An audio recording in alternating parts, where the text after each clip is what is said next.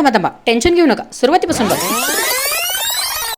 तर सुरू करूयात वास्तविक कथेला. आटपाट नगरातील एका जिममध्ये डॉक्टर साहेब आणि त्यांचे ट्रेनर करत होते व्यायाम. इतक्यात त्यांना दिसला एक युवक वरून खाली पडताना. मग काय, मर्द मराठा निघाले जोराने धावत त्याचे प्राण वाचवायला. युवकाचे प्राण तर वाचले, पण डॉक्टर साहेबांचा गुडघा गेला आणि होतं त्याचं ऑपरेशन. तसं तर डॉक्टर साहेबांना या ऑपरेशनचं जास्त काही टेन्शन आलं नव्हतं, पण कमी तिथं आम्ही संघटनेचे अध्यक्ष पुष्पक, गंगा जमुना डोळ्यात उभ्या संघटनेच्या अध्यक्ष आईसाहेब यांच्या उपस्थितीत ऑपरेशन सुखरूप पार पडलं आणि डॉक्टर साहेब आले बाहेर.